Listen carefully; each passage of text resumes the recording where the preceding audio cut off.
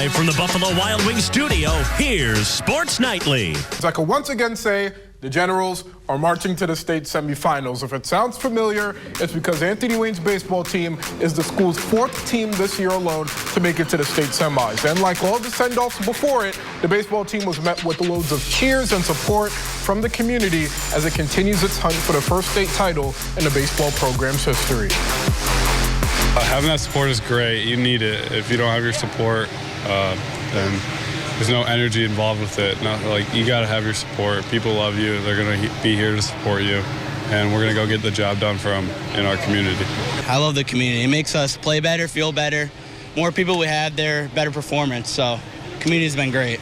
Oh, it's great. When you're throwing, you got people screaming back there for you, and just the community and everything behind you. People showing out, and it just makes the game a lot more fun, a lot more intense, and just a lot more energy to bring to the table. All right, here's a picture of the 13 seniors on Anthony Wayne's baseball team, but I want to point out one person, Mason Jirwa. You know him as the guy who hit a walk-off RBI to send the Generals to the Final Four, but last year he was told he was going to be on JV. Heartbreaking news to hear as a junior, but he turned that motivation into being a leader on a Generals team that is now 2 wins away from a state title. The game-winning hit. Mason Jirwa's really come on as of late. I can assure you we wouldn't have 23 wins this year without Mason Jirwa on our team. He's been a great emotional leader, is what Coach Donley called him. If you were to survey 100 people and ask them who would be the person to hit a walk-off RBI to send Anthony Wayne to the state Final Four, how many of those people would say you? Be honest. I don't think too many. Just because the story and the background that I came from, just from last year to this year, took a jump, and I'm the leader of this team, I would say, or one of the leaders as a senior. And going back to last year, what was that conversation like, being told that you were going to be on JV as a junior? Did not perform how I wanted to exactly. Knew I worked hard, just some things didn't fall into place. It was really hard, just because all my buddies growing up, since I've played the game, are in my class, all 13 of us. So just not being able to play on the field with them for the first time almost in my life, I was a little disappointed, I was angry, and definitely sad. Coach told me that all you needed was 5 minutes. He offered you to go home, take the day after hearing that devastating news, but you said you needed 5 minutes. What did you do with those 5 minutes? I kind of sat back and definitely understood that everything happens for a reason. He told me he still believed in me, and we were doing it for a purpose. Took that time just to really think about everything that he said, and just wanted to work even harder. It made me build up a fuel, and I would work harder than everybody, and if I got an opportunity, especially now looking back to this year, I would make the best of it. So I think I've done that so far. What did you learn playing junior varsity that has allowed you to have this emergence that you have had this year as a senior? As much as frustrating as it was, I got to still play. I got to get in-game action, got to see live ABs, and I got to grow my game and get better, not only as a person but as a baseball player. It taught me how to be a leader. A lot of those guys were not juniors. I was probably one of the oldest kids on the team, being a junior on JV. So I almost took over the role of just being the leader and trying to help all the younger guys get better and compete. And it taught me how to be a leader, and that's paying off now as we make this state run. That brings us to the regional finals. Bottom of the 11th, game is tied. It's your at bat. Take me through it. Coach looked at me and just told me to live in the moment and take a deep breath, and that I got this. And pitcher gave me a pitch I was looking for, and I guess it was living in the moment and put a good swing on it, and it's all that happened there. That's all she wrote, right? Yeah. How much more did that moment mean to you, knowing everything you've been through prior to that? It definitely meant a lot to me. It just proved that all my hard work is paying off and had paid off. I got a lot of congratulations. Everyone was so happy for me in the moment, and just to celebrate on the field with my team in the moment. Everyone was coming over and hugging me and jumping on me in the pile in the infield to win it. Just felt so great. I wouldn't want to do it with any other guys. All 13 of these seniors and everybody on our team, including the coaching staff, we've created a really strong bond. And starting in the off season, our motto, go the distance. That's something that we've lived by throughout this year, and just to win that game and send us to states, keep going the distance, and just hoping we can win the whole thing. For you as a leader, what is that message going to be to the team before your first state Final Four game? Just to soak in the moment, and not be too scared, I guess, to play. Yeah, at the end of the day, we're just playing baseball, and we've been fortunate enough and good enough, and we've competed at the highest level to get to this point. I think we've earned that right to go play. As you know, we've kept winning games, so we have earned that right. And just to have fun and enjoy the moment, and don't make it too big. I keep telling our guys that we're gonna have fun, and if we can play our brand of baseball, then I think we're the best team in the state, and I think we can win the state championship. Big changes are coming to the format of playoff football in Ohio. Today, the OHSAA Board of Directors approving the number of qualifiers per region will be 12 teams instead of 16. The top 4 seeds in each region earning a first-round bye, and in addition, the first 3 rounds of the postseason will be hosted by the higher-seeded team instead of the first 2 rounds. Such a big change. The first round pairings include the 12 seed playing at the number 5 seed, 11 at 6, 10 at 7, and 9 at 8. And in the second round, the number 1 seed will host the winner of 12 versus 5, the 2 seed hosting the winner of 11 versus 6, the number 3 seed hosting the winner of 10 versus 7, and the 4 seed hosting the winner of 8 versus 9. Snap. Coming up, there's that guy again, Bruce Johnson, joining us in studio to talk high school baseball ahead of the Final Four.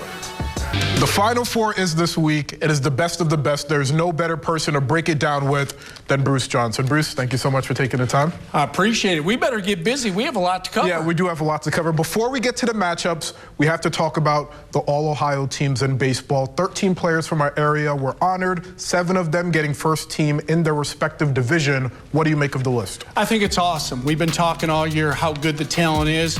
Braden Heitmeyer, first team, Perrysburg. Braxton Medford, honorable mention, Perrysburg. In Division II, Colin Tomansky, Sylvania Northview, first time. Eli Donowa, Anthony Wayne, first team. Owen Graff, Anthony Wayne, second team. Connor Draper, Sylvania Northview, second team. Landon Eversman, Clay Eagles, second team. Nick Hood, St. Francis, second team. Roy McCrandle, Bowser, second team. Owen Espinoza, Napoleon, first team, and then a trio of Ottawa Hills Green Bears and Jackson Snyder, Toby Stevens, and Reddick Pillarelli, all first-team Ohio members. An absolutely loaded list. Loaded. You mentioned 2 Anthony Wayne Generals, Eli Donowa and Owen Graff, both of which will be playing in a state Final Four game against Walsh Jesuit. What is the X factor for the Generals to pull this one out? Well, they're going to be facing some quality pitching, and you know the young man's already committed to Alabama. Yep. But I think for Anthony Wayne, this is their best shot. It'll be Ryan Donnelly's second time in 3 years, and I think the Generals are primed and ready. They'll probably go with Owen Graff in the first game against Walsh Jesuit, and really it comes down to breaks and execution at this time, and I think the Generals will be prepared. If they win, they will play Saturday night at 7 o'clock against the winner of New Albany and Amherst Steel. And that Amherst Steel team I seen last week, they're the real deal. The Generals back in the Final Four, as Bruce said, for the first time since 2023. A more mature team this time around. 13 seniors going into that Final Four matchup. Before we get to Division I with Perrysburg, we have to talk about Clay bowing out in the regional finals after losing to Steel. You followed this Eagles team all season. What do you make of this Cinderella run for Clay? Well, Jim Phillips couldn't be any more proud of his team. They were young. They improved so much from the beginning of the season to the end. Obviously, they had a Landon Eversman, who was second team All-State, heading the pitching rotation. This Eagle team overachieved, and they should be very proud of their team out in Oregon. Perrysburg, Division I, taking on Springboro. Here's a fun fact for you. Division I is the only division in all of Ohio baseball without a top 10 team from the coaches poll in the Final Four. Perrysburg coming in at 18. The lack of powerhouses in Division I, what does that do for the Yellow Jackets' chances to make it to a state title game? I think they got a very good chance. And if you're Dave Hall at Perrysburg, the 4th time's the charm, not the 3rd time. And you know what? They're all quality teams at this time of the year. And it'll be tough for Dave Hall. They play a very good Springboro team. But I know anything about the Perrysburg Yellow Jackets, they'll rise to the occasion. And hopefully on Sunday, they'll bring home a state title in Northwest Ohio. Who are you highlighting this week? The Start Spartans. They finished 17-7 in Dan Wise. They were able to win the City League tournament. They had a very good season. I'll tell you what, it really came down to a couple players that shined. Congratulations to Coach Wise and the Spartans. And as you said, we have a loaded list of all Ohio talents, but for your final player of the week, who are you going with? Connor Draper, Sylvania Northview. This sophomore was dynamic.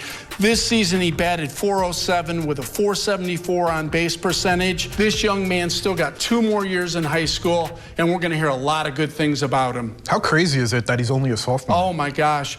And the kid that he beat out for first team All-NL shortstop, Lucas Potkanowicz, was All-Ohio last year as a sophomore. There you go. Let's get to your top 10.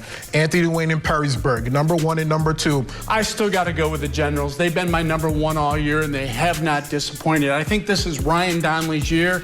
I fully expect the Generals to have a great showing in Akron, and there's a good chance they can come home with some hardware. Hey, we would be remiss if we didn't say, Garrett Pike, good luck. Going to the College World Series, the former Anthony Wayne General and University of Toledo Rocket, now Louisville Cardinal, will go to the College World Series, and they open up with Oregon State. Garrett, you're making everybody in the Northwest Ohio baseball community proud. Good luck, young man. Thank you so much, Bruce. Thank you. Welcome back. Tigers and Orioles from Camden Yards, top of the 4th, no score, no runners on. Dylan Dingler on the first pitch of the at-bat hits a dinger in the center field. That ball is gone. Colton Cowser a little shaken up trying to make the catch. He stayed in the game. Dingler his 7th homer of the season. D-Town up 1-0. Later in the inning, 2 runners on for Parker Meadows. Kissed that ball bye-bye. Mwah. A 392-foot homer, his first of the season. Tigers extend the lead to 4. Tarek Skubal throwing 6 strikeouts in this game. He was replaced by Tommy Canley in the bottom of the 8th. Dylan Carlson is Canley's first batter, and Carlson sends that ball deep. That ball is gone. Only Carlson's 3rd of the season. Orioles trail 4-1, and Detroit hanging on for the 4-1 win. All right, let's revisit this. Walsh Jesuit, Anthony Wayne, D2 state semifinal. It is going to be a pitcher's duel. Owen Graff on the mound for the Generals. Meanwhile, for the Warriors, Sean Sullivan. If you are not familiar with Sean Sullivan, he is the 2nd highest ranked player in Ohio in the class of 2026. He is a nasty pitcher. He's been committed to the University of Alabama since the 8th grade, so expect a great one tomorrow afternoon.